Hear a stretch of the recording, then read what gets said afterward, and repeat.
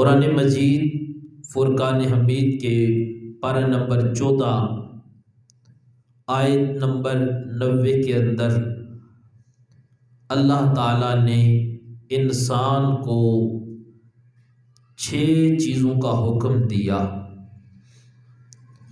3 کام کرنے کا حکم دیا ہے اور 3 کاموں سے اللہ تعالیٰ نے انسان کو منع فرمایا ہے۔ خالق کائنات ارشاد فرماتا ہے ان اللہ یأمر بالعدل، کہ بے شک اللہ تعالیٰ یأمر وہ حکم فرماتا ہے بالعدل، انسان کو عدل کرنے کا۔ آگے فرمایا والاحسان، دوسرا کام جو اللہ اس آیت میں فرما رہا ہے، فرمایا کائنات کا رب فرماتا ہے والاحسان، اللہ انسان کو احسان کرنے کا حکم دے رہا ہے۔ تیسری چیز اس آیت میں جو اللہ نے حکم فرمایا ان اللہ یأمر بالعدل والاحسان وایتاء ذی القربی، اور اللہ تعالیٰ تمہیں رشتہ داروں کو دینے کا حکم فرما رہا ہے۔ اب اس آیت کے پہلے حصے میں اللہ نے 3 کام کرنے کا حکم دیا، ان میں پہلا کام یہ ہے کہ اللہ تمہیں عدل کرنے کا حکم دے رہا ہے، دوسرا اللہ تمہیں احسان کرنے کا حکم دے رہا ہے، اور تیسرا کائنات کا رب تمہیں رشتہ داروں کے ساتھ احسان کرنے کا حکم دے رہا ہے۔ اس کے بعد اللہ تعالیٰ فرماتا ہے وَإِيتَاءِ ذِي الْقُرْبَى وَيَنْهَى عَنِ الْفَحْشَاءِ، اللہ تمہیں بے حیائی سے بچنے کا حکم دے رہا ہے، وَالْفَحْشَاءِ وَالْمُنْكَرِ، اور اللہ تمہیں بری باتوں سے بچنے کا حکم دے رہا ہے، وَالْفَحْشَاءِ وَالْمُنْكَرِ وَالْبَغْيِ، اور اللہ تعالیٰ تمہیں ظلم کرنے سے بھی بچنے کا حکم عطا فرما رہا ہے۔ آگے فرمائے یعظکم، اللہ تعالیٰ تمہیں نصیحت فرماتا ہے۔ 6 چیزوں کا حکم دینے کے بعد 3 کا فرمایا یہ کام کرو، 3 کا فرمایا ان سے بچ جاؤ۔ آگے کتنا خوبصورت انداز ہے میرے رب کا، رب یہ فرمانے کے بعد فرماتا ہے یعظکم، لوگوں کائنات کا رب تمہیں نصیحت فرما رہا ہے۔ کیوں نصیحت فرما رہا ہے؟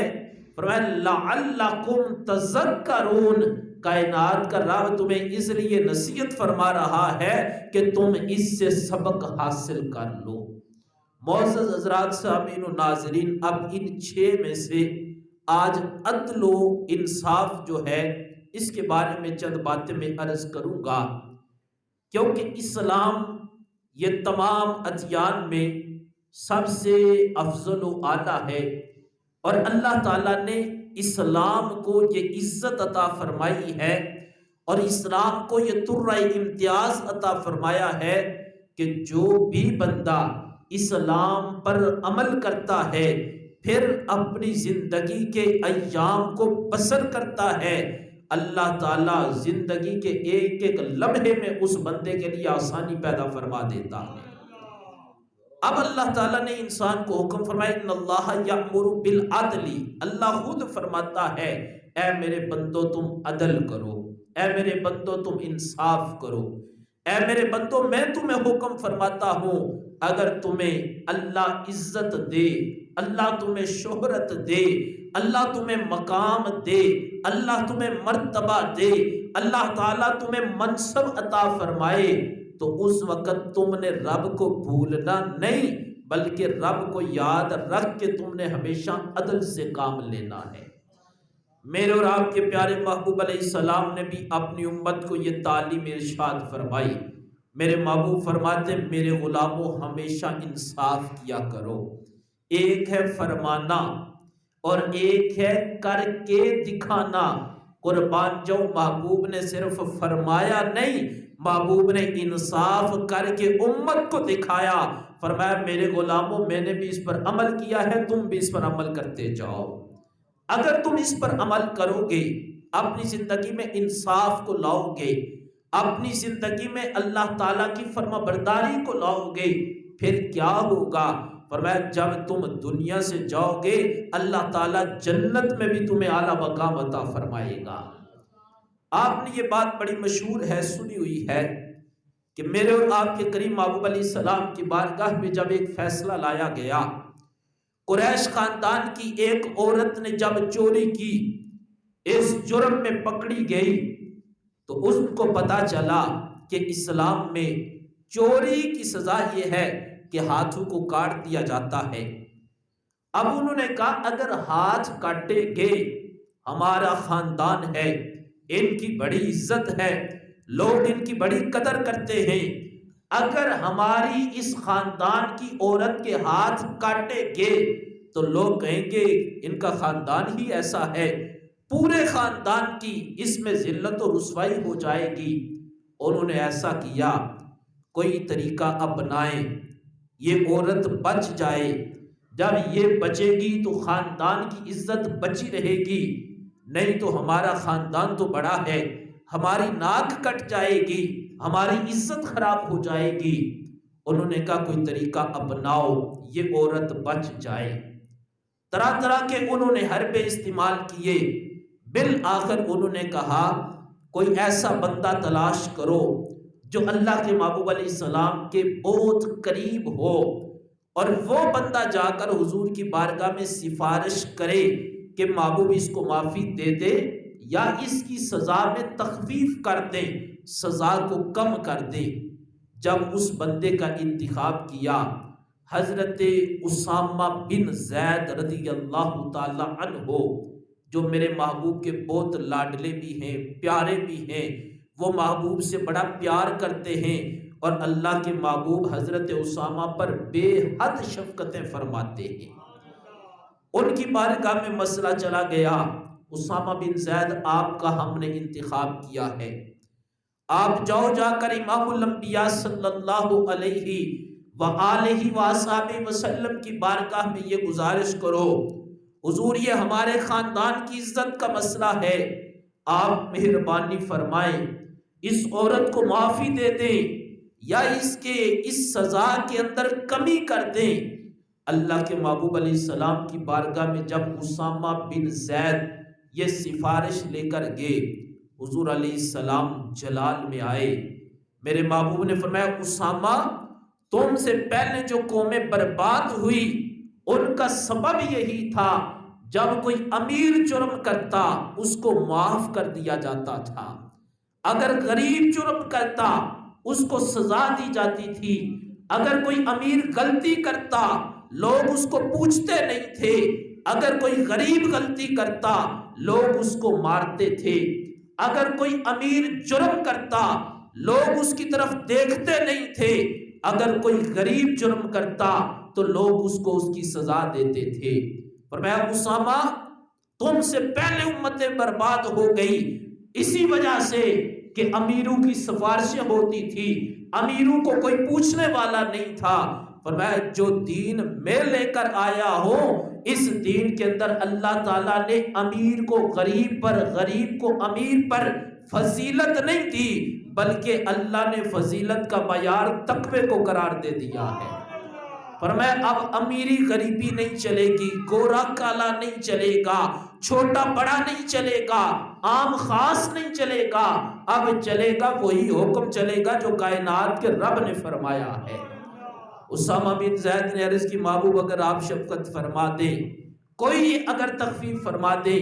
اللہ کے محبوب علیہ السلام نے یہاں پر ایک جملہ ارشاد فرمایا، ہم بچپن سے کتابوں میں اس طرح پڑھ رہے تھے، سنتے رہے، لیکن میں وہ جملہ ایک ادب کے انداز میں بیان کرنا چاہتا ہوں، کیونکہ ہم اہل سنت ہیں اور اہل سنت یہ ادب کا نام ہے۔ جس کا بھی ذکر ہو، صحابہ کا ہو، اہل بیت کا ہو، میرے محبوب کی بیٹیوں کا ہو، میرے محبوب کے نواسوں کا ہو، ہر وہ نسبت جو نسبت مصطفیٰ ہے، جب اس کا ذکر کیا جاتا ہے تو ہم ادب کے ساتھ ذکر کرتے ہیں۔ اب حضور علیہ السلام نے کائنات کی ایک عظیم ہستی کا نام لیا، وہ ہستی کے جن پر اللہ کے محبوب مان فرمایا کرتے ہیں۔ میرے محبوب نے اس ہستی کا نام لے کر فرمایا اگر وہ بھی یہ عمل کرے تو میں اللہ کا رسول اس کو بھی یہی سزا دوں گا۔ یہ فرما کر اللہ کے رسول علیہ السلام نے اپنی امت کو بتایا، لوگوں اگرچہ اسامہ بن زید مجھے بڑا پیارا ہے، میں اسامہ بن زید سے بے حد پیار کرتا ہوں، ان کی میرے ساتھ عقیدت ہے، میری ان پر شفقت ہے، لیکن اس کے باوجود بھی میں نے عدل کر کے امت کو یہ بتایا ہے کہ اللہ کے رسول علیہ السلام نے تمہیں عدل و انصاف کا درس عطا فرمایا ہے۔ پھر اس کے بعد اللہ کے محبوب علیہ السلام جب دنیا سے پردہ فرمانے لگے، امت کو فرمایا میرے غلاموں جو میں زبان سے فرما دوں تم اس پر بھی عمل کرو، اور جو تمہیں کر کے دکھا دوں تم اس پر بھی عمل کرو۔ اللہ کے محبوب علیہ السلام وصال مبارک سے چند دن قبل کی بات ہے، حضور علیہ السلام کو صحابہ کرام نے مسجد نبوی شریف کے اندر لایا۔ میرے محبوب نے فرمایا میرے صحابہ مجھے مسجد میں لے چلو۔ جب مسجد نبوی شریف کے اندر پہنچے میرے محبوب نے فرمایا سب کو مسجد میں جمع کر لو، کیونکہ جب قرآن کریم کی کوئی آیت نازل ہوتی، اللہ کی طرف سے کوئی حکم ہوتا، حضور سب کو اکٹھا کرتے اور پھر اللہ کا حکم اپنے غلاموں کو سناتے۔ صحابہ کو فرمایا سارے مسجد میں جمع ہو جاؤ۔ اب سارے جب مسجد میں اکٹھے ہو گئے، اللہ کے محبوب علیہ السلام منبر رسول پر جلوہ افروز ہوئے۔ حضور علیہ السلام جب منبر شریف پر بیٹھے، میرے محبوب علیہ السلام کی طبیعت مبارک بڑی علیل ہے، صحابہ کرام بڑے پریشان ہیں کہ اللہ کے محبوب کی طبیعت مبارک بڑی علیل ہے۔ میرے محبوب منبر رسول پر بیٹھ کر فرمانے لگے صحابہ میرے رب نے مجھے یہ اختیار دیا ہے، محبوب اگر آپ دنیا میں رہنا پسند کرتے ہو تو دنیا میں رہ لو، اور اگر آپ دنیا سے پردہ فرمانا چاہتے ہو تو محبوب اس دنیا سے آپ پردہ فرما لو۔ میرے محبوب فرماتے ہیں صحابہ میں نے اس بات کو پسند کیا ہے کہ اب میں اس دنیا سے پردہ فرما جاؤں۔ جب میرے محبوب علیہ السلام نے صحابہ کو اپنے دل کی یہ بات سنائی اور اللہ کا حکم یہ بتایا، صحابہ کرام کی آنکھوں میں آنسو آ گئے۔ وہ صحابہ جو ایک لمحہ بھی محبوب کے بغیر بڑی مشکل سے گزارتے تھے، جب انہوں نے یہ بات سنی محبوب تو پردہ فرمانے لگے ہیں، صحابہ کی آنکھوں میں آنسو آ گئے۔ اب دیکھو میرے محبوب علیہ السلام کا عدل، میرے محبوب کی سیرت، میرے محبوب کی صورت، میرے محبوب کا حکم، اور پھر محبوب نے حکم پر جس طرح عمل کیا۔ اللہ کے محبوب فرماتے ہیں صحابہ میں نے لوگوں کو تبلیغ کی، دین کی دعوت دی، تم نے میرا ساتھ دیا، ہر موقع پر میرے ساتھ تھے۔ اب اگر اس کیفیت میں اس سفر میں دوران سفر اگر میری وجہ سے کسی کے ساتھ کوئی ناانصافی ہوئی، اللہ کے محبوب تو ناانصافی فرماتے ہی نہیں تھے، پر میرے محبوب فرماتے ہیں اگر کسی کے ساتھ میری وجہ سے کوئی معاملہ ہوا میں تمہیں اختیار دیتا ہوں، آج اسے حق ہے کہ وہ اللہ کے رسول سے اپنا بدلہ لے سکتا ہے۔ یہ ہے عدل و انصاف کی فضا جو میرے محبوب نے منبر رسول پر بیٹھ کر مسجد نبوی شریف کے اندر قائم کی۔ اب صحابہ تو آگے بڑے پریشان تھے کہ محبوب ہم سے پردہ فرمانے لگے ہیں، صحابہ کرام کی آنکھوں میں آنسو۔ ایک صحابی کھڑے ہوئے حضرت عکاشہ رضی اللہ تعالی عنہ، آپ کہتے محبوب فلاں موقع تھا، آپ صحابہ کو صفیں سیدھی کروا رہے تھے، اس وقت میری ننگی پشت پر آپ نے ایک درہ لگایا تھا، محبوب آج میں آپ سے اس کا بدلہ لینا چاہتا ہوں۔ اب دیکھو پھر صحابہ کے دلوں پر کیا کیفیت طاری ہوئی ہوگی جب حضرت عکاشہ نے کھڑے ہو کر کہا محبوب میں بدلہ لینا چاہتا ہوں، اگر آپ مجھے اجازت دے فلاں موقع پر میری پشت پر جب پشت ننگی تھی درہ لگا تھا، آج میں اس کا آپ سے بدلہ لینا چاہتا ہوں۔ میرے محبوب نے فرمایا عکاشہ اللہ کا نبی تمہیں اختیار دیتا ہے، آؤ آ کر تم اپنا بدلہ مجھ سے آج لے لو۔ اب اگر ہم غور کریں، صحابہ جو بیٹھے تھے ان میں ابو بکر و عمر بھی تھے، عثمان و علی بھی تھے، بڑے بڑے شیر اور بڑے بڑے دلیر بیٹھے تھے۔ وہ صحابہ کہ جو کفار کو آنکھ اٹھا کر میرے محبوب کی طرف دیکھنے نہیں دیتے تھے، آج ان کی موجودگی میں حضرت عکاشہ کہہ رہے محبوب مجھے اجازت دے، میں آپ سے بدلہ لینا چاہتا ہوں۔ اگر میرے محبوب اشارہ فرماتے تو عکاشہ کبھی بدلہ نہ لے سکتے۔ میرے محبوب نے فرمایا میں اختیار دے کر قیامت تک آنے والے غلاموں کو بتا رہا ہوں، اے غلاموں جو میں نے زبان سے فرمایا ہے آج میں تمہیں اس پر عمل کر کے بھی دکھا رہا ہوں۔ اب حضرت عکاشہ کو اجازت ملی، عکاشہ آؤ اور آ کر اللہ کے محبوب سے بدلہ لے لو۔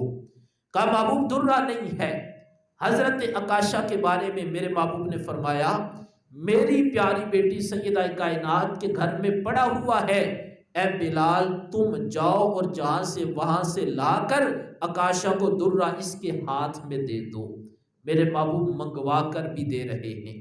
حضرت بلال حبشی سیدہ کائنات کے دروازے پر گئے، دستک دی، آپ نے پوچھا کون؟ عرض کی کہ اس کام کے لیے آیا ہوں۔ سیدہ فرمانے لگی آج تو کوئی جنگ کا ماحول بھی نہیں، جہاد کے لیے بھی نہیں جانا، آج درہ کیا کرنا ہے؟ کہا حضرت عکاشہ نے حضور سے اپنا بدلہ لینا ہے۔ سیدہ کی آنکھوں میں آنسو آ گئے۔ وہ بیٹی، بیٹیاں تو ساری باپ کو بڑی پیاری ہوتی ہیں اور ہر بیٹی اپنے باپ سے پیار کرتی ہے۔ رب کعبہ کی قسم سیدہ کائنات نے حضور سے پیار کر کے بیٹیوں کو باپ سے پیار کرنے کا سلیقہ سکھا دیا ہے۔ میرے محبوب نے اپنی بیٹیوں سے پیار کر کے اپنے غلاموں کو بتایا میرے غلاموں اللہ کا رسول بھی اپنی بیٹیوں سے پیار فرماتا ہے۔ سیدہ کی آنکھوں میں آنسو آئے، اپنے دونوں شہزادوں کو امام حسن امام حسین رضی اللہ عنہما کو بھیجا، کہا اے حضرت بلال ان کو لے جاؤ اور جا کر حضرت عکاشہ کو کہنا میرے بابا کو کچھ نہ کہیں، میں نے اپنے شہزادے اس لیے پالے ہیں محبوب یہ شہزادے میں نے آپ پر اور آپ کے دین پر قربان کرنے کے لیے تیار کیے ہیں۔ اب حضرت بلال حضرت امام حسن امام حسین رضی اللہ عنہما کو لے کر ہاتھ میں درہ لیا، حضرت عکاشہ کو دیا۔ میرے محبوب نے جب شہزادوں کو دیکھا آ رہے ہیں، میرے محبوب نے فرمایا ان کو ادھر ہی بیٹھا دو، اس لیے مجھے پتا ہے میری بیٹی نے کیا کہہ کر بھیجا ہوگا۔ باپ تو بیٹی کی اداؤں کو سمجھ جاتے ہیں۔